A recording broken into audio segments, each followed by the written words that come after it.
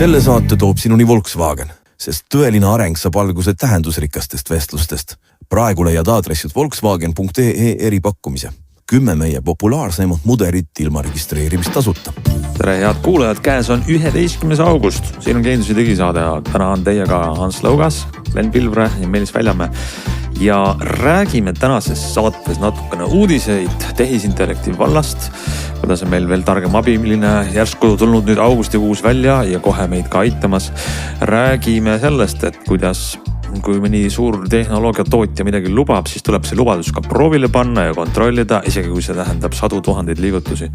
Ja räägime täna veel sellest, et kuidas kuulata mõnusasti muusikat ilma juhtmeid vedamata.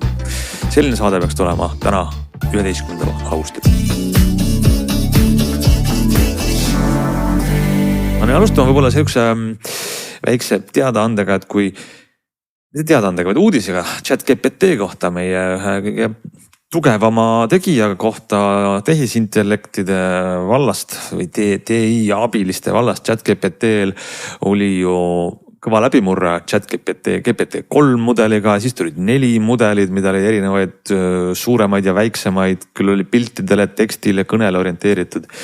Ja nüüd augusti 1. nädalal Plaksus teatas OpenAI ettevõte, et meil on valmis ja teile kõigile kasutamiseks uus GPT-5 ja GPT-5 on siis, võiks öelda, kõige uuem, kõige parem, kõige tugevam ja üks asi, mis oskab kõike, nagu üks inimene oskab kõike. See ei ole enam seda müriaadi valikuid, nii et 5 on 5. Seal on küll, valik on veel küll 5 thinking vist või midagi sellist, et nagu mõtleb 5 või sul on nagu 2 varianti, et kui sa siis valid selle mõtlevama 5, siis ta lihtsalt mõtleb kauem, aga põhimõtteliselt 5 siis ise peaks nüüd aru saama, kas sa siis tahad kodeerida, täiustatud arutleda või kiiresti arutleda või hoopis probleeme lahendada või mida iganes teha, et nüüd kasutaja ei pea siis enam ise mõtlema, mida valida, vaid 5 on 5 ja sisaldab nii-öelda kõike. Ja siin on näiteks näide, et ma toon enda praktikast näite, et mul oli vaja teha üks ruumiplaan, et jagada inimestel välja, et siin on mingi sissekäik, siin on söökla ja siin on ruum. Ja aluseks oli mul selle maja korruse plaan, mis juba sigri-migri täis mingid sentimeetrid ja ukse avasid ja ma tahtsin, et äkki see GPT või AI oskab, et võtab see nagu tehnilise korruse plaani ja teeb sellest mulle lihtsa, kus on, mis ruum on. Ja jubedalt jäi jänni, ta ei suutnud neid tekste ära võtta ja siis olid seal, ta hakkas neid mingid tekste ümber muutma ja kõik läks nässu.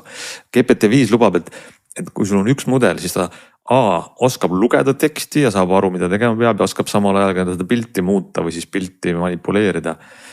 Ma ei ole seda katset teinud, aga ma tahaks näha, et kas see töötab ja veel lisandus GPT-5 peaks olema see, et on sellised, sa saad talle järk-järgulisi ülesanded anda ja ta saab sellest aru, et kõigepealt näiteks korista pilli pealt ära mingisugused numbrid, siis muuda kõik tekst eestikeelseks ja siis tee kolmandat asja. Ja ta nagu vahel ta tundus selline nagu veidi peata kana, kes on ühe asja ära teinud, jookseb hästi ruttu oma ülesannet täitma. Aga mis see üleelmine asi oli või kuidas see asi alguse sai, kipub talle ununema. Et lubadus on siis, et GPT-5 oskab seda paremini aru saada.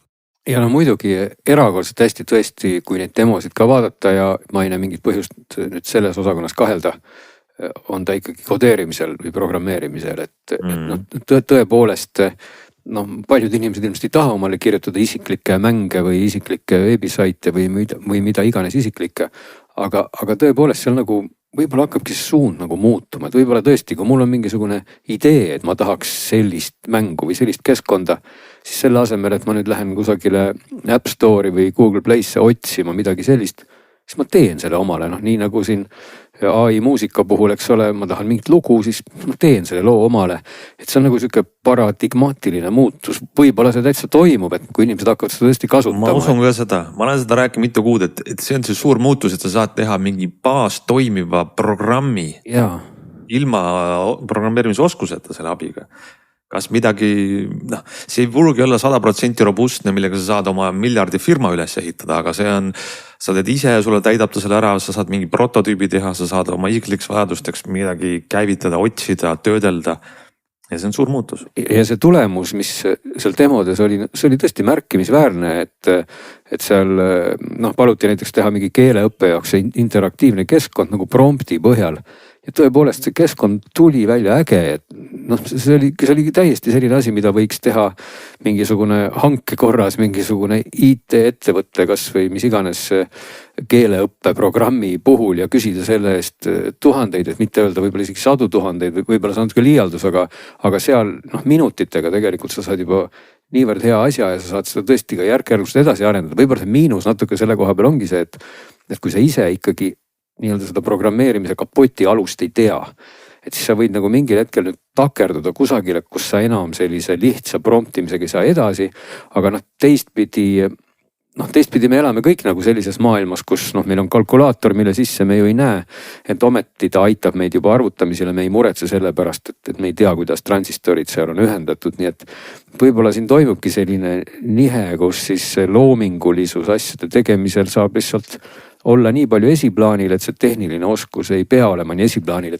et see on kahtlemata viie puhul äge ja muidugi ta on juurde saanud ka igasugust muud tarkust, kas või kirjakeel ja kõik see on ilusam, eesti keel on muidugi nüüd iseasi, sest kõik need demod, mis me vaatasime, olid ingliskeelsed.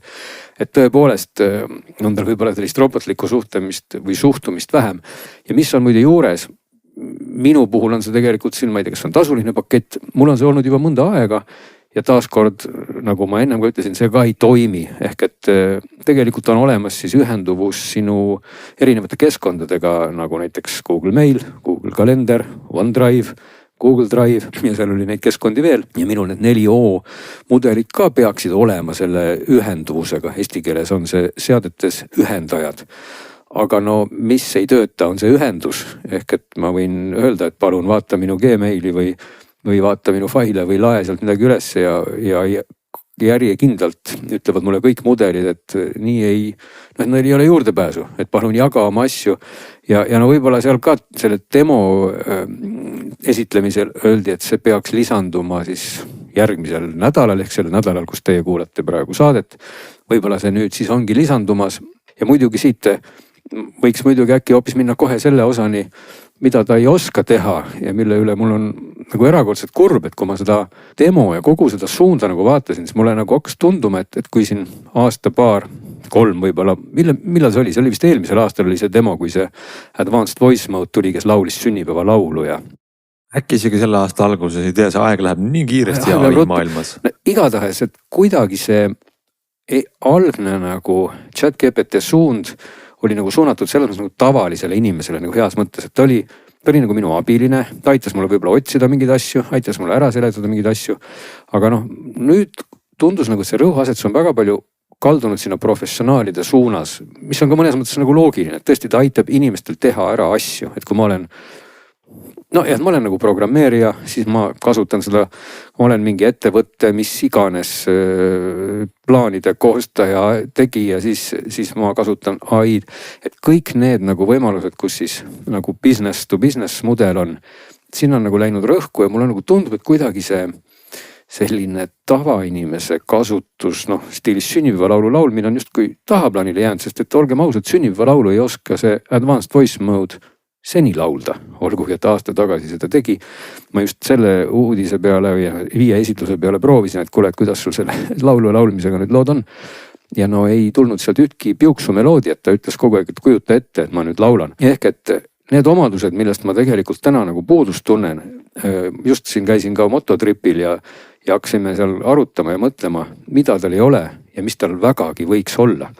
Esiteks võiks ChatGPT näha minu asukohta. Kui ma olen kusagil reisil, kui ma kuskil käin ringi, mul võiks olla võimalus jagada oma asukohta. Mõtle, kui äge see on. Miks Google Maps näeb minu asukohta, aga miks ChatGPT ei näe? See on küll üllatav, mina näiteks ei teadnud, kuna ma ei ole nii aktiivne ChatGPT kasutaja, et sellist võimalust ei ole, et sa annad talle selle õiguse.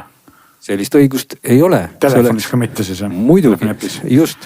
See oleks ju täiesti geniaalne, ehk et ma jalutan kuskil ringi, näitan talle kaamera pildist, mida iganes mingit Big Beni torni ja ta saab aru, et ma ei ole parajasti Põltsamaal, vaid olengi seal.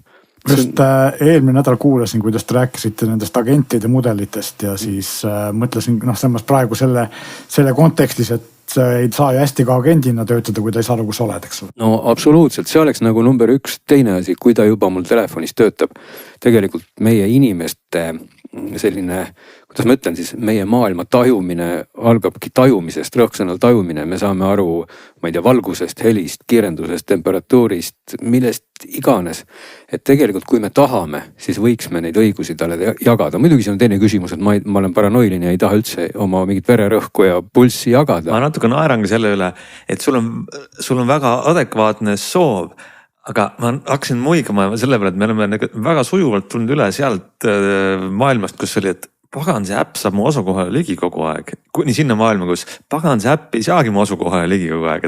Ma tahakski öelda, et inimesed laasterduvad ilmselt 2, et ühed võib-olla ütlevadki, et ma tahaks elada metsas ja ei taha jumalast teada, kus metsas ta parajasti elab. No. Ja siis on need teised inimesed, kelle hulgaga ma ennast liigitaks. Ma väga tahaks, et see äpp näeb minu vererõhku, pulssi, kas parajasti on öö või päev, kus ma parajasti asun, kui kiiresti ma näiteks liigun, mida iganes, sest et tegelikult selle põhjal ta saabki olla minu kaaslane. Et kui ma panen oma telefoni taskusse ja räägin hands-free'ga, siis ta näeb, et me sõidame, ta näeb, kus me oleme. Et mõtle, kui palju rohkem oleks ta mulle kasulik, abiline, lihtsalt igapäevast või toreda kaaslasena ringi vaadates, sest et üks asi, mida ka Viie esitlusel tõesti kõvasti rõhutati, oli tema tarkus. Ehk et kui 3 oli siis võrreldud seal vist keskkooliõpilasega ja 4 siis juba selline keegi, kes võib-olla juba ülikoolist unistab, et siis 5 peakski olema nagu sisuliselt peaaegu et professor igal alal. Nii et tõepoolest ta on ju tark. Kui meil oleks selline tark mees või ka naine taskus, kes siis kõike seda tajub ja räägib, võt see oleks nagu äge, et lihtsalt see programmeerimise pool, muidugi see on kihvt. Ja kahtlemata on see paljudele inimestele vajalik. Kahtlemata see töö pool iseenesest on äge, aga seal nagu väga palju kuidagi takerdus see asi just minu arvates nagu sellise sisemise tarkuse peale, et lõpuks mul ei ole vaja, et mul oleks mingi raketiteadlane taskus, eks ole. No tegelikult sul on vaja võib-olla, aga sa ei tea veel, et sul on vaja. Aga mis on selle, et praegu, nüüd on see GPT-5, sul on doktorikraadiga abiline igal valdkonnas. On ta programmeerimine või loodusteadused, mis iganes. Ta võib sulle teha väga palju asju ja ta arutleb palju mõistlikumalt nagu inimene ja järgib sinu instruktsioone. Aga, see ei ole aga, vaid see on nagu ütleme siis sa pead talle andma need juhised. Sa pead talle andma selle nimekirja, T1, T2, T3, tulemus on see. Ja sa pead teda juhendama. Aga see, millest sa räägid, et ta tegelikult juba automaatselt seda konteksti tuleks palju rohkem. Okei, ta liigub mootorrattaga, ta on riigis, kus ta tavaliselt ei ole, ta ilmselt puhkusel, ta tahab teha seda. Kuule, sa peaks peatuma 15 kilomeetri pärast, sest sealt tuleb äge vaatamisväärsus, kus sa veedad 30 minutit. Just. Me jõuame sinna varsti. Aga 1 aasta läheb aega. Võib-olla tänapäeva tempoga, võib-olla isegi kiiremini. Tead, see on väga hea prognoos, ma oleksin ka optimist, aga nagu Meelis ka küsis, kes oli üllatunud, et seda ei ole. Tegelikult kõik need nüansid ju ei ole üldse nagu seotud mingisuguse meeletu tehnilise hüppega. Ta võiks asukohta näha ju täna. Ta võiks telefoni kiirendusandurite infot näha ka ju täna. Et ma nagu pessimistina kas sa näed mingid riske ka selles, kui OpenAI on peale selle kõik sinu intiimsed mõtted teada, mida sa küsid ChatGPT-lt. Ta teab ka su kohta, alates sinu kirjavahetus, asukoht, hetke, pangakonto väljavõtte, kõike. Sa näed mingid riske selles? Küsin sõbra jaoks. See oht on ju alati võrreldav kasuga, ehk siis mida kasulikum, seda ohtlikum, eks ole, et see on ikka nii. Muidugi, kui sa küsid sõbra jaoks, ma arvan, et siin teatavad riskid on, aga see on see balanss või see, kuidas ma ütlen, see tasakaalupunkt, mille peakski andma ikkagi kasutaja kätte, et ma pessimistina pigem näen nagu seda, et kui seda üritatakse mingite reeglitega nagu tasandada ära, siis oleks sellest nagu kohe väga-väga kahju. Et ma nagu praegu kuidagi tunnetan seda, et ma ei saa ju olla esimene inimene või kes tuleb selle peale, et GPT võiks näha minu asukohta. Ma ei saa aru, kas see ei ole siis neil seal... Aga ma nüüd küsin vahele, sest ma seda ka ei ole nagu testinud, aga kas Gemini ju näeb telefoni asukohta, eks? Ei, agent kui selline ei näe. Okay, aga see assistent on programm, mis on jälle telefoni... selle asukohe muude andmetega integreeritud, aga see mudel on nagu see arutleb, tema saab selle mingilt tarkvaralt või programmilt. Tema saab ainult selle sisendi, mida ta näeb siis tänase seisuga kaamerast või helist. Ei ole isiklikku assistenti, teatavasti nad tegid mingi miljardilise tehingu ju selle iPhone'i disaineriga. Ja räägitakse, et nad ehitavad sellist riistvaralist seadet, mis on selline assistent, mis on sinu aga mitte siis kaasaskantav, aga no ma ei tea, mis sealt tuleb, aga no kuulujutud on, et see võib olla selline näiteks assistent, mingisugune helendav kera su elutoa laual, mis teab no kõike ja oskab sulle nõu anda, kui sa oled kodus räägid temaga või ütleb, prognoosib, analüüsib, on su pereliige ja sinust targem. Midagi sellist äkki, aga noh, praegu on see tööriist, on see läbi see rakenduse, kuhu me läheme sisse, kirjutame prompti või küsime häälega ja siis ta vastab meile. Et see on see vahe, mis on mudel ja mis on siis see assistent. No jah, no kogu see minu selline pikemat sorti hala natuke, ma kahtlustagi nagu natuke seda või noh, kuidas ma ütlen, see on selline pessimismiga varjutatud pool, et laias laastus me ei ole nagu näinud nüüd enam mingit väga hüppelist arengut ja selles mudelis, okei, ta räägib natuke paremini, ta teeb mingeid asju paremini, kahtlemata ta kodeerib paremini ja kõrgemat matemaatikat oskab ta paremini, aga oma olemuselt, noh, pool aastat tagasi, aasta tagasi ma sisuliselt küsisin nii-öelda laias laastus samu asju ja tegin samu asju, mis on läinud natuke paremaks, et mulle lihtsalt tunduks, et selliste fundamentaalsete võimete juurde andmine alates täpselt nagu asukohast või muudest andmetest infost tõstaks selle asja nagu teisele tasemele. Ehk et võib-olla ma olen liiga palju vaadanud seda filmi Her, kus te telefon on taskus ja sa saadki nagu rääkida kui kaaslasega, et just see pool, just nagu see kaaslase pool selles oleks väga tore, siis ma ei pea talle ju kirjeldama kogu aeg kõike. No ma ei pea ütlema, ma olen nüüd siin ja kuule, kas sa sellest kohast tead midagi. No see oleks sama nagu sa võtaks kaasa inimese, kes sisuliselt ei kuule, noh mõnikord siis natuke näeb, aga rohkem midagi ei taju ja siis sa pead kogu aeg teda ringi talutama ja kastis. Ja ta on meeletult tark, nagu ostukärus lükkad teda enda ees ja siis küsid kogu aeg, kuidas raketid Saturnini võiks lennata. See vastus. See ei ole nagu hea suund, et OpenAI või kes iganes te seda teete, et palun kuulake meie saadet, et lisage need funktsioonid sinna ja võt siis tõuseb see mudel nagu täiesti sellisele järgmisele levelile, sest praegu on see kaua välja jõutud nagu 5, aga noh ikkagi tal ei ole neid asju juures, mille üle ma siin praegu selle filosoofilise teema lõpetamiseks teine alternatiiv on, me ikkagi hoiame teda rohkem puuris, me ei anna talle need kõiki ligipääsu 24/7 kogu aeg. Ei no aga miks, kui mina tahan, ma võiks ju anda. Ma saan aru. Ma tahaksin anda. Kas ma tohiks sulle anda oma ligipääsud ja kõik asjad? Ei tohiks, ära anna parem. Ei, ma saan aru sellest sinu lähenemisest, aga ma lihtsalt ütlen, alternatiiv on see, et me hoiame teda rohkem puuris, me ei anna talle ligipääsu, aga me ise peame kohandama enda elu ja viisi ja kõik, et me kogu aeg oskame teda kaasata ja kirjutada prompte ja juhendada ja siis ta on. Teine viis, me enda elu ei kohanda, me elame ikka nagu me elame, aga me toome ta endale naha lähedale ja siis ta kogu aeg näeb, mida me näeme, kuuleb, mida me kuuleme, teab, kus me oleme.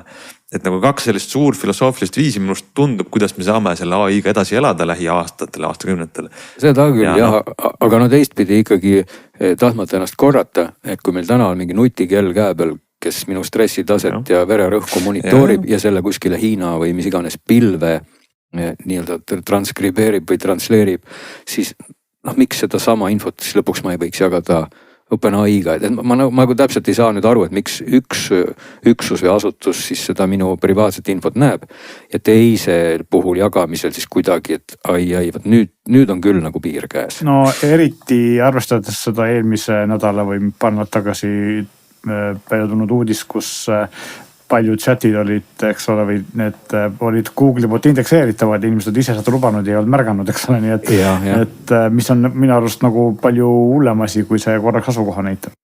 No jah, no selle jagamise puhul jah tasub ju mainida, et see oli siis selline nüanss, et sa võid tegelikult oma chat'e teistele jagada ja kui see on avalik, siis selguski, et see on läbinud ka avalike otsingumootorite indekseerimise, aga noh, veel kord, asukoha jagamine või oma terviseandmete jagamine, noh, see ei ole see koht, mida ma nüüd kogu maailmale siis vaikimisi peaks jagama, ma jagan seda ikkagi siis sellele mudelile. Natuke naljakas, et räägiti, et AI tapab otsingumootorid, aga otsingumootorid tulid tagasi teispoolsusest ja andsid ühe löögi, et me indekseerime sinu otsinguid AI, nii et võitlus jätkub. Ma olen nüüd tõesti väga vähe paari tunni jooksul seda uut GPT-5 proovinud ja see häälrežiim, aga räägib erakordselt hästi eesti keelt, lause ehitus, tonaalsus, kõne modulatsioon nagu inimene ja oskab loetelusid, no väga hästi räägib.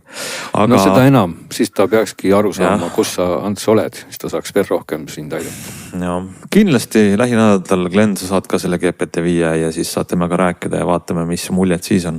Igatahes tänaseks tundub, et midagi uut on väljas ja kindlasti ei maga ka konkurendid, Anthropic, Google oma Geminiga ja mine tea, kust luuavarrest võib pauk tulla järgmisena, need mudeleid ja tegijaid on palju.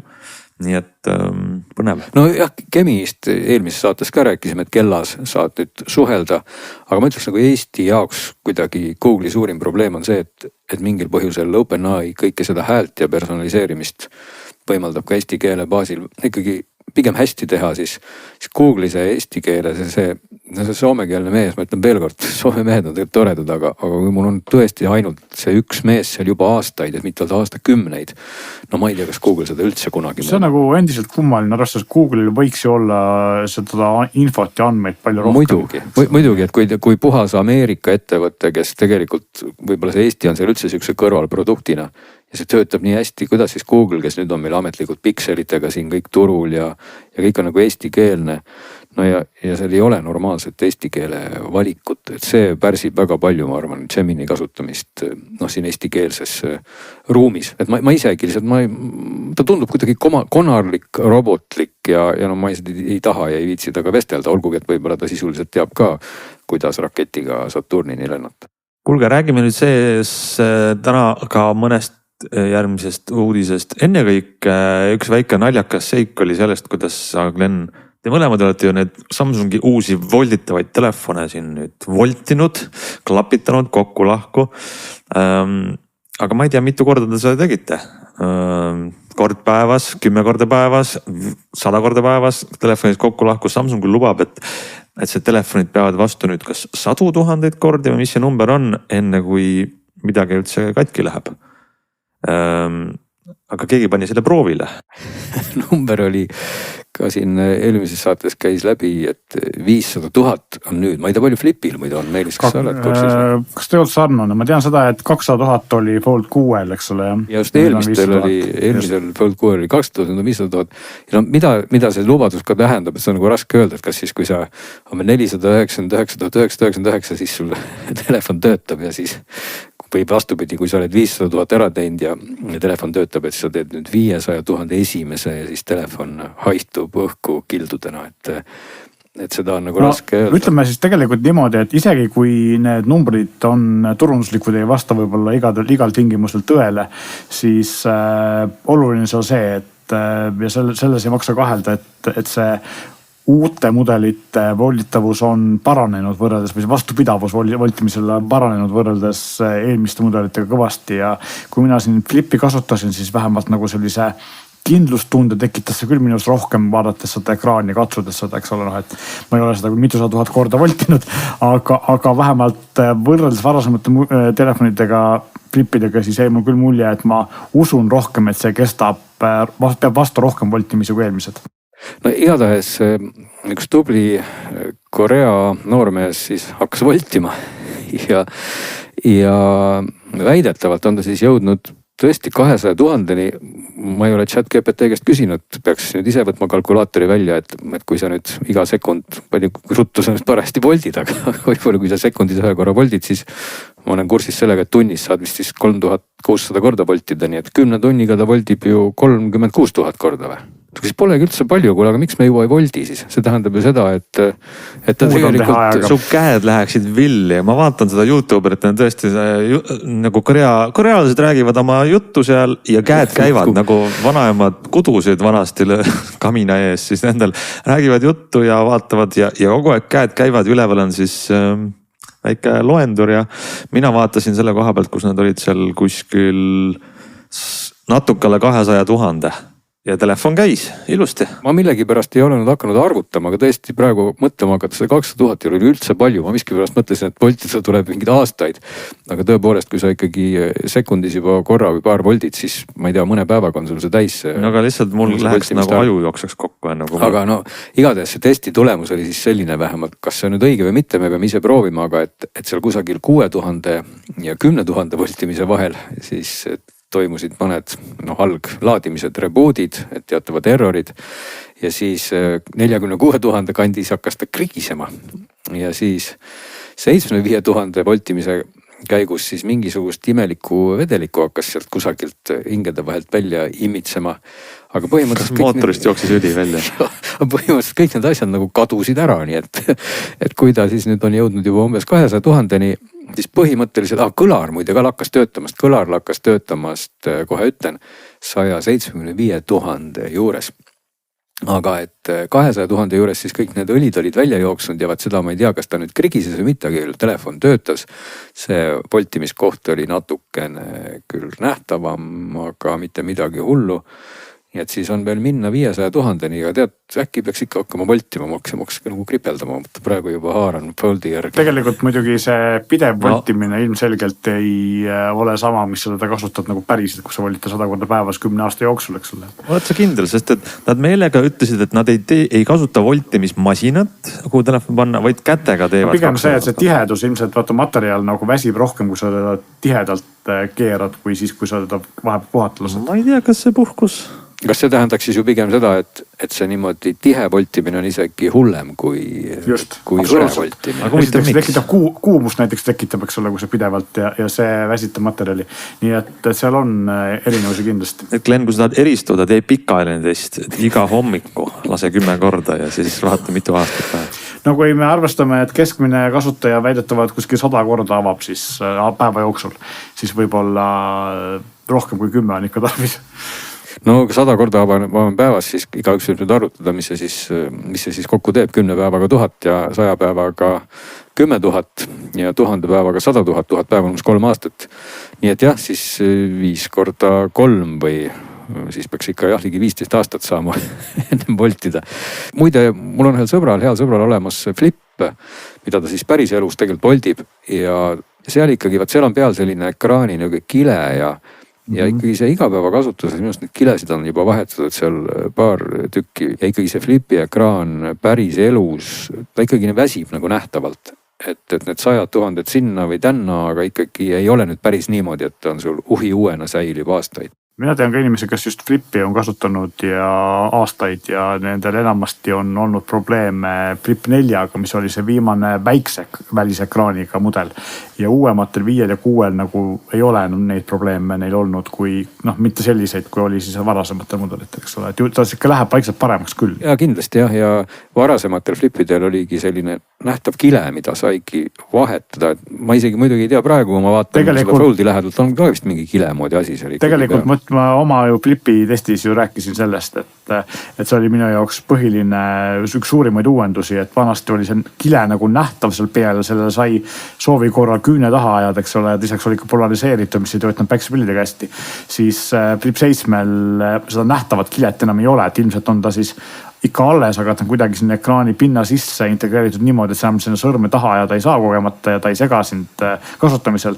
Ja ka päiksepildidega töötab ta nüüd hästi, et ei ole enam polariseeritud, nii et seal on ilmselgelt mingid ekraani pinna muudatused on tehtud. Jaa, nii et igatahes siis võite rahulikult osta omale Foldi, aga olge siis hoiatsunud, et ta natukene teeb mõned alglaadimised 6000 kandis. Ja siis kui on 175 000-ni jõutud, siis kõlar enam ei tööta, aga muidu ta on endiselt hea telefon. Jah, head voltimist kõigile.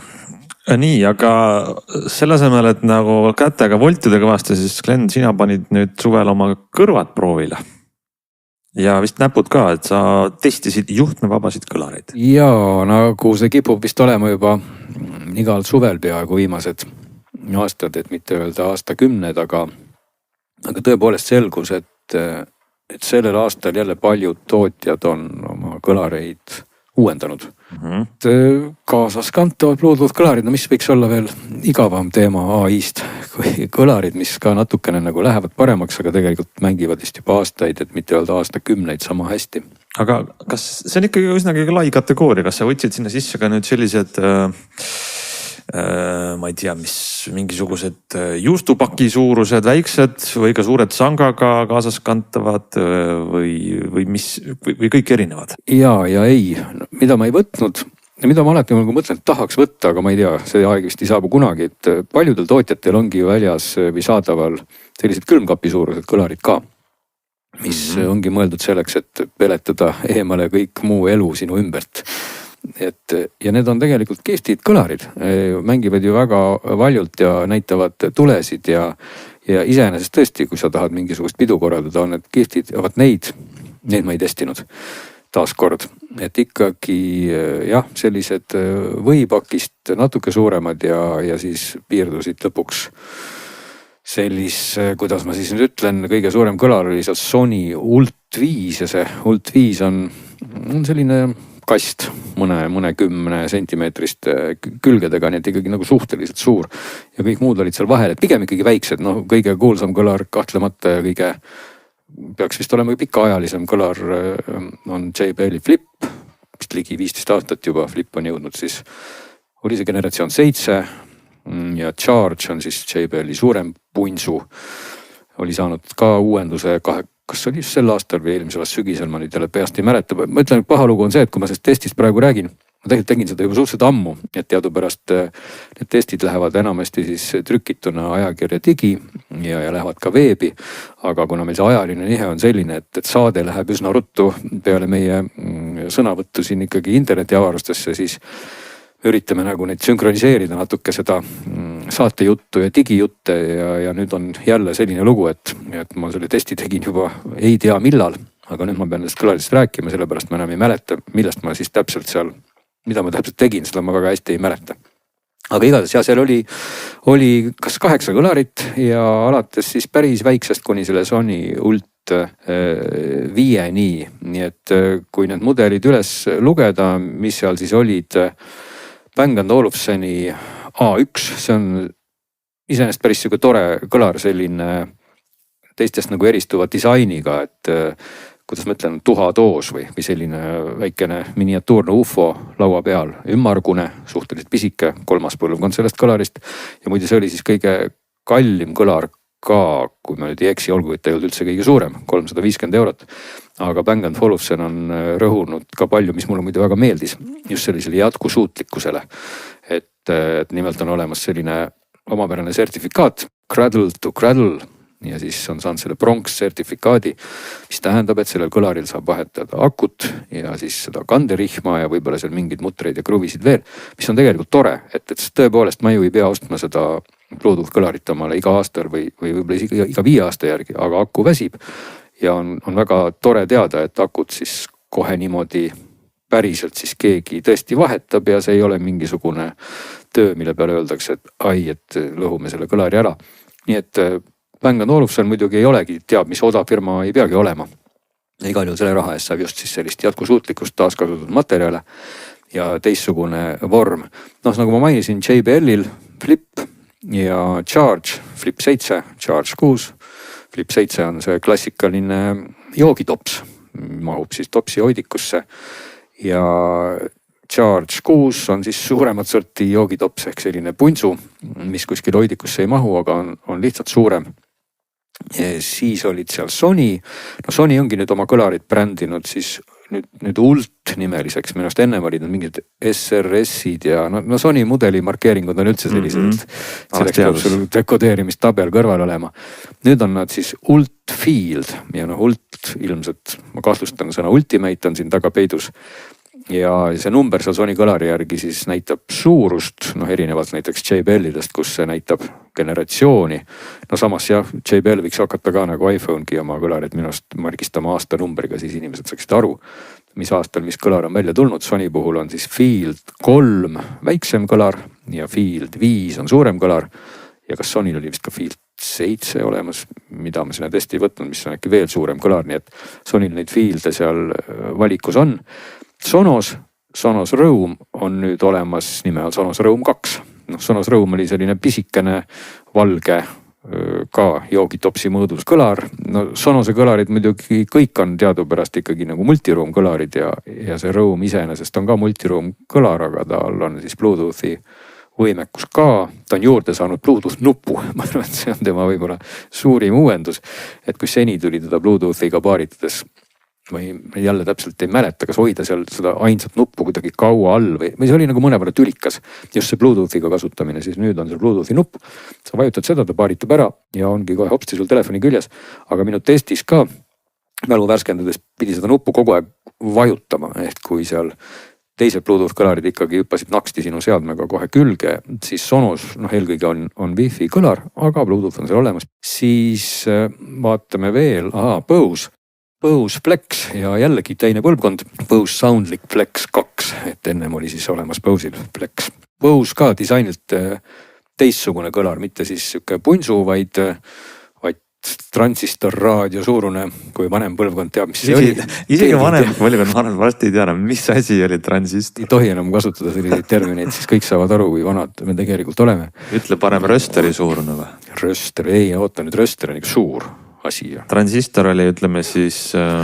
No ma mäletan, et kui mina olin väike, oli mul transistor raadio, kas see oli äkki tootjalt Riiga või? Riigas oli suur raadioelektroonika tehas. Ei, aga Riigal oli üks selline, võib-olla see ei olnud siis Riiga, ma mäletan, see oli jube äge raadio, see oli siuke hõbemetallik esipaneeliga, ta oli ikka väike, ta oli nagu Sony Walkman nagu player või natukene suurem, no vaat sinna kanti nagu selline kaasaskantav kassetimängija. Vaat sellises mõõdus on siis Bose Soundlink Flex. Ja Flex 2 on tegelikult samasugune, aga kui nüüd mõelda, mis Flex 2 siis võib eristuv ja mõnes mõttes tore omadus oli see, et Flex 2 sai ka selili panna lauale ja siis ta automaatselt sai aru, mis asendis ta on. Ja siis ta võimendas kohe kõrgeid sellist keskmise sagedust, ta mängis siis säravamalt, et kui sa panid ta siis nii-öelda püsti, nagu ikka raadio püsti, siis ta keeras seda heliprofiili mõnevõrra sumedamaks, sest et siis oli heli suunatud sinu poole, aga kui sa panid ta siis sellise lauakõlarina kuskile toa keskele, siis ta sai kohe aru, et sa ei kuula teda otse eest. Position, EQ, mulle see omadus täitsa meeldis seal küljes. Ja Flex ja Charge muidu olid ka need kõlarid, mis jäid ujuma. Selles mõttes mitte siis nagu inimene ujub edasi, vaid hulpima, on õige sõna, jah. Et kui sa ülejäänud kõlarid, mis muide kõik on veekindlad, et seal ei ole üldse probleemi, nendega võid võtta siis randa kaasa ja möllata, aga paadimehed võiksid just rõõmustada või kasutada seda Flexi või Charge'i, sest ilmselt pole sul väga palju vist kasu, kui sa oma kõlari vette viskad ja ta veekindel on ja mulinal põhja läheb. Sest et siis seda väga hästi sealt kätte ei saa, sest et ega nad kilomeetreid ju veekindlust ei ole, seal ikkagi me räägime meetrist või midagi sinna kanti. Et ulpimine on väga äge omadus. Ja veel oli, kes seal meil veel oli siis Marshall, jah, Marshall Emberton 3 ja Marshall teadupärast on firma, mis seostub ikkagi kitarride ja võimenditega ja nende kõlarid on kõik siis inspireeritud sellest disainist, sellised pisikesed või ka natuke suuremad, nahksed, võredega esiküljed, tagaküljed, nagu tillukesed kitarri võimendid ja Emberton 3 on ka ikkagi väike karp, väike paks karp, mille võib-olla eristuv omadus, et väikestest kõlaritest oli ta ainus, mis oli stereokõlar, et tal on kummalgi küljel siis ikkagi eri kanal, aga ta ei mängi siis sellist traditsioonilist stereot, et vasak-parem, vaid ette-taha stereot, mis isegi toimib nagu mõnes mõttes võib-olla päris hästi, aga sa ei saa samastada ikkagi paaritada 2 kõlariks, sest et enamik teisi väikseid kõlareid, mis ei ole stereokõlarid, saad sa siis panna paarina tööle, mis on muide väga hea mõte, et kui osta Bluetooth kõlar ja tahta ikkagi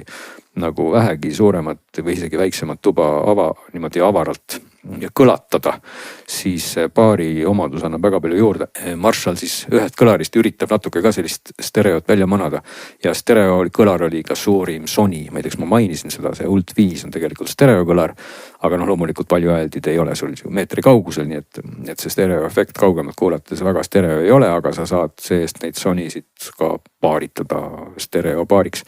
Ja ma arvan, et ma selle nimekirja vist nüüd käisingi enam-vähem läbi, et rohkem seal kõlareid ei olnud, võite kokku lugeda, palju neid sai, oli neid 6 või 8 või midagi sinna kanti. Sellisel kaasaskantaval kõlaril on tegelikult, tundub nagu vähetähtis, sa mõtled ju heli peale, heli on see number 1 argument, aga tähtis on ka näiteks ergonoomilisus, aku ja ka välimus. Et ma tahan lihtsalt öelda, et JBL Charge on vist siuke kõlar, mis on nagu nii kõrini, et ma ei tea, kas ma olen näinud neid nii palju või ta on nii levinud, aga hästi levinud ja hästi ära tüütu selline kuju, et ma ei tea, sul Beatsi ju seekord ei olnud, Beatsil on selline nagu tablett suur pill vist või midagi sellist. mis on veel tüütuma kujuga. Okay, võib ka olla jah. Ma isegi ei tea, miks seda ei olnud, et sest ma valik endiselt JBL-id sai võetud Euronixist ja kõik ülejäänud kõlarid tulid mitte Rassast, kus on väga-väga suur valik. Mis su enda lemmik on? No ma ei Üks ergonoomilisus, välimus, kaasaskantavus. Erinevad Hansust mina näiteks olen endiselt millegipärast JBL-i kõllide fänn ja charge kui flip tegelikult, flip on ka täitsa pisike ja mõnus. Ja siis mitte testis ei olnud, aga see, mis tulukas näitiva selle võrra võis kehvemat häält teeb, eks ole, mille ma tänu praegu meelde tule. Ja Sony kõlarid on ka mul alati nagu hea mulje jätnud. Sony on ilus tegelikult, jah. Sony on nagu vaevelnud ikkagi väga pikalt või et mitte öelda nagu kogu aeg mingisuguses disaini, identiteedi ja helikriisis, aga ma ütleks, et need Ult-seeria kõlarid nagu üllatasid hea heliga, et ma nagu. Palju bassi. Tead isegi mitte ainult palju bassi, vaid ikkagi nagu hea heli, et tegelikult kõik need kõlarid, no räägime siis helist ka 2 sekundit, et kõik need kõlarid ikkagi on nii-öelda kvaliteet tootjate toodang ja tegelikult mängivad suures pildis kõik hästi, et mitte öelda isegi väga hästi, et oma suuruse kohta tuleb sealt kõigist täitsa usutav bass, üllatavalt usutav bass, mida on ka tulnud muidugi varem, aga nüüd on kuidagi see heli võib-olla läinud veel mõnel mudelil nagu selliseks lihvitumaks, aga sugugi mitte kõigil, see ei tähenda nüüd seda, et ma ei tea, sa ostsid eelmise aasta Flipi või üle-eelmise aasta mis iganes muu Flexi ja siis nüüd on lõpuks hea. Ei, et nad olid ka vanasti juba suhteliselt head, et pigem on juurde tulnud sellist seadistusvõimalusi JBL-il, Sonyl, mõlemal väga mitmeribalised equalizer'id. Tõsi küll, Sonyl oli jälle selline piirang, et kui sa selle Ult-režiimi sisse lülitad, mis siis teeb sellise tüseduse, siis equalizer'id ei saa kasutada näiteks. Ja samale, kui sa siis ainult equalizer'iga üritad samasugust heli saada, no siis seda ei saa. Jällegi, teoreetiliselt just kui vaatad andmetes, et et siin on mingid ägedad režiimid ja equalizer'id ja asjad ja siis kui sa hakkad pärast neid tahad kasutada, siis vaatad, et et tegelikult ikka päris nii nüüd ei olegi, et sa neid asju omavahel kombineerida ja võib-olla pole sellest nii palju kasu, kui teooria nagu lubab. Bose'il oli 3-ribaline equalizer, mida väga isegi ei ole vaja, sest Bose kõlas väga hästi. JBL-il, kas oli väiksemal 7 riba ja kas oli Charge'il lausa 10 riba. Väga hea equalizer ja JBL-il sai seda equalizerit ka minu arust kombineerida nende preset režiimidega või see oligi nagu sul kohe valik, et kas sa võtad siis mõne preseti või siis tuunid ise. Ja tegelikult equalizer andis sellest palju juurde, et kui kõlar on juba oma olemuselt võib-olla nagu hea, kui ta sulle nagu enam-vähem meeldib, sest et nende varasemate JBL-ide puhul mind personaalselt on ka häiris, et nad kippusid kumisema siit-sealt, et seal mingi 200-300 hertsi midagi sellist oli nagu liiga esil. Siis täpne equalizer aitab sul väga hästi seda probleemi mahendada ja sa saad tõesti equalizeriga selle kõlari kõlama meeldivalt, kui see equalizer on piisavalt hea ja kõlar on piisavalt hea, et seda peab JBL-ide kiituseks ütlema. See oli ju vanasti põhiline probleem, et ei saanud reguleerida heli, eks ole, neil kõlaritel. Nüüd on see nagu lõpuks lahendatud enamuse puhul. Parematel on lahendatud aga kui lemmikust rääkida, mulle väga Bose'i kõlar tegelikult meeldis, et esiteks oli Bose, ta on selline väike ja õhuke ja võib-olla nostalgiliselt meenutas, mis iganes transistorraadio see siis oli, et ta ei ole see joogitops, aga ta oma olematu suuruse kohta, ta mängis nagu erakordselt hästi. Tõesti, Bose'ist tuli, ma mõõtsin ka neid kõike seal, mingi valge müra ja igasugused stereod ja faasid ja mikrofonid, et üritasin ikkagi teha näo, et ma olen heliteadlane. Ja Bose'ist tuligi kõige madalam bass, et Bose suutis tegelikult isegi sellisel keskmisel helinivool mängida madalamat bassi kui kõige suurem Sony Ult 5 või ütleme samal tasemel, siis päris võib-olla on liialdus öelda, et ta suutis mängida kõvemini. Aga see graafik tegelikult nägi välja madalate osas nagu kõrgem, et ligi kas 8 või 90 hertsi oli seal nagu isegi tipp, et kui sa muidugi keerasid helinivood kõvemaks, see kõik muutus, aga põhimõtteliselt keskmisel nivool kuulates Bose üllatas nagu väga-väga hea heliga, et kõige rohkem võib-olla selline siis hi-fi stiilis heli, et JBL-id on ka väga hea heliga, aga JBL-idel kipub see natuke olema keskmist võib-olla sära või sellist inforikkust nagu rohkem, mitte et see kuidagi halb oleks, aga nad kõlavad nagu natukene võib-olla niimoodi keskmisemalt ja väiksemalt kui Bose'i kõlar. et Bose'i kõlar oli selles mõttes omaduste mõttes mulle kuidagi väga meeldis, ta jäi vee pinnale ujuma, mängis väga hästi.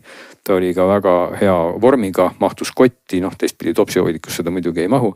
noh üldse, kui seda nagu valida, siis tasub minna ja see test tegelikult läbi lugeda, sest et määravaks pigem saavad mitte nagu niivõrd see heli, vaid just mingid lisaomadused, võib-olla alates sellest, kui suur ta on, mis välimusega ta on ja mida ta siis oskab või ei oska, noh alates need equalizer'id, jutud.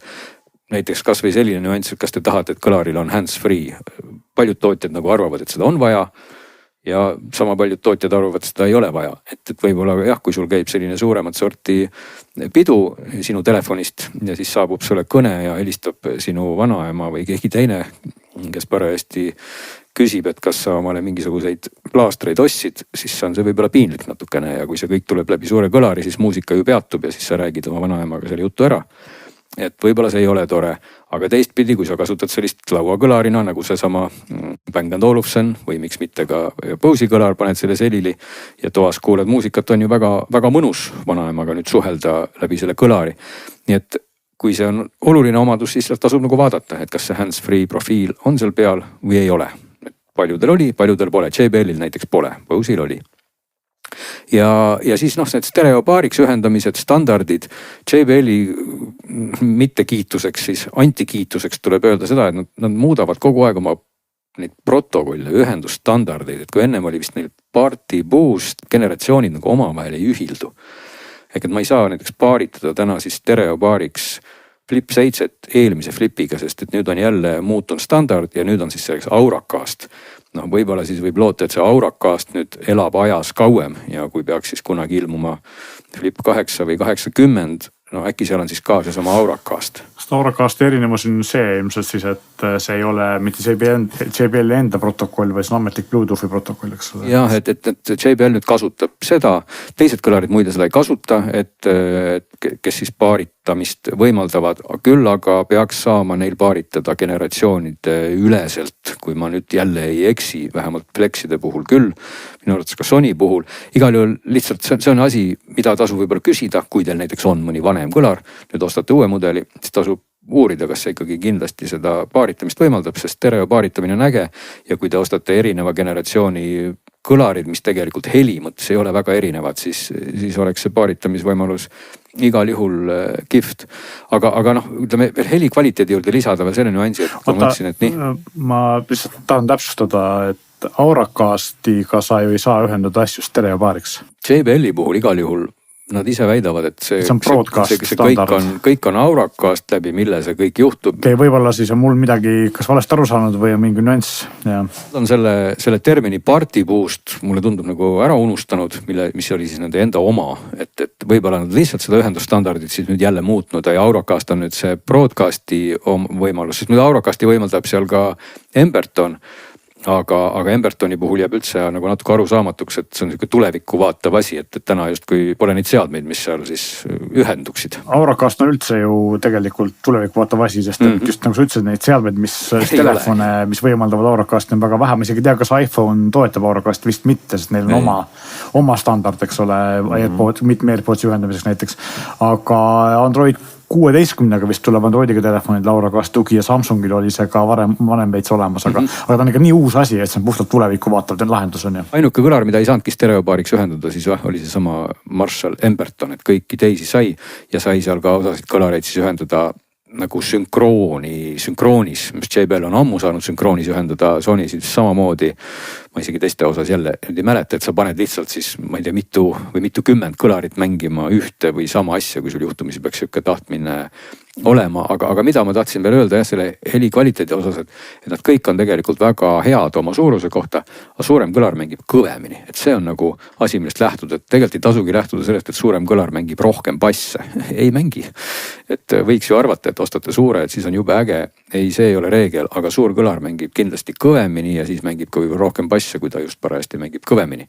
nii et kui on vaja täita siis suuremat tuba või mingit õue, no muidugi tasub osta suurem kõlar, aga väiksemas toas vaiksemalt kuulates ei tähenda nüüd sugugi, et suurem kõlar siis mängib tüsedamalt. noh, liideste poolt võib ka vaadata, mõnel on seal siis see 3,5 millimeetrine sisend. mõnel saab ka USB kaudu audiot sisestada. ja suuremad kõlarid toimivad ka näiteks akupankadena. JBL Charge, kui ma ei eksi, võimaldas laadimist, kas oli Sony Ult 5 samamoodi. See tähendab, et sa saad seadmeid laadida. Ka mõnes mõttes tore omadus. Sonydel muide on ka eelmistel olnud juba selline võimalus, et sa ei lae akut kogu aeg 100, nii et Sony mõtleb siis, et aku võiks kauem kesta ja seal on selline akusäästu režiim, et laeb 90% akut, mis tundub tegelikult väga mõistlik, sest et see kõlar võib-olla ei ole asi, mida sa siis non-stop iga päev kuulad, et sa tahad nii-öelda 100-0 kuulata, et võib-olla ta tiksubki seal kuskil keskel, mängib mõned tunnid, kui sedagi ja miks sa peaksid ta siis kogu aeg 100-ni laadima, et selline võimalus on Sonyl.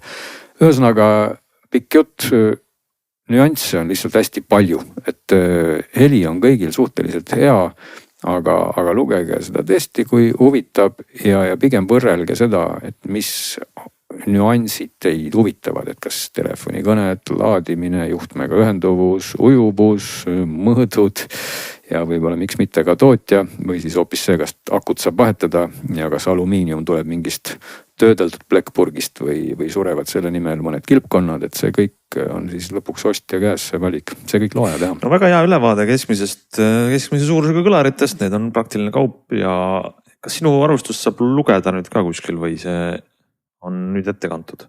No loodan, et saab jah, sest et see, kui ma ei eksi, peaks ilmuma just nimelt augustikuu digis, mis on augustikuu digis veel ei ole Geeniuse veebis, aga see jõuab ilmselt ka lähipäevil või?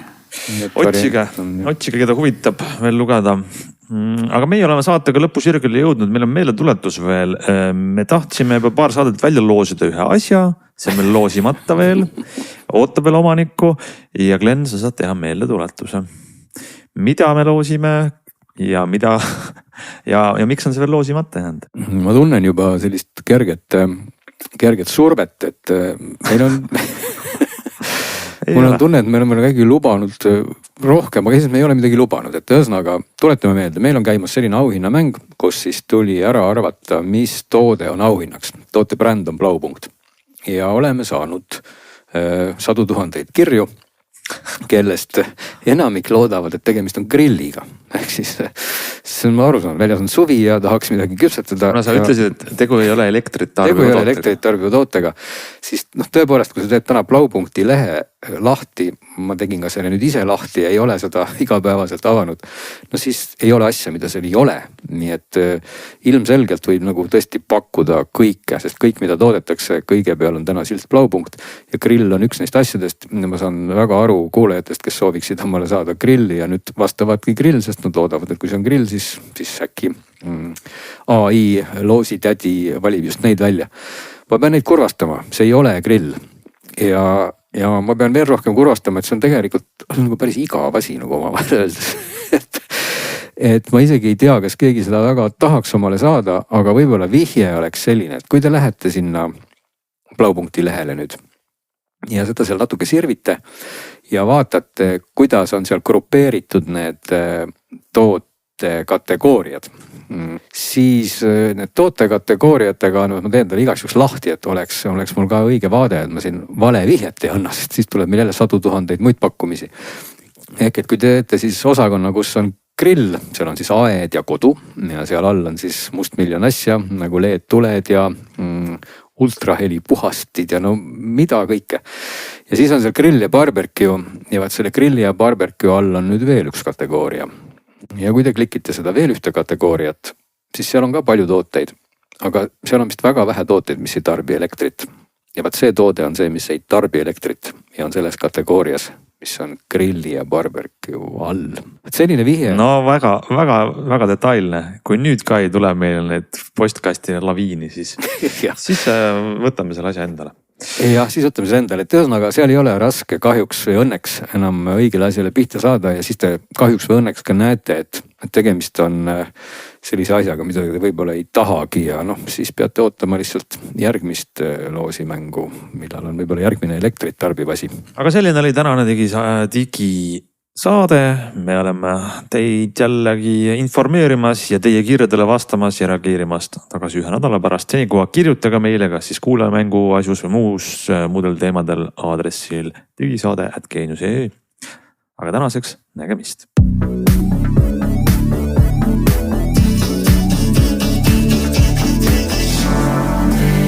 saadet toetab Volkswagen, luues elukestvaid suhteid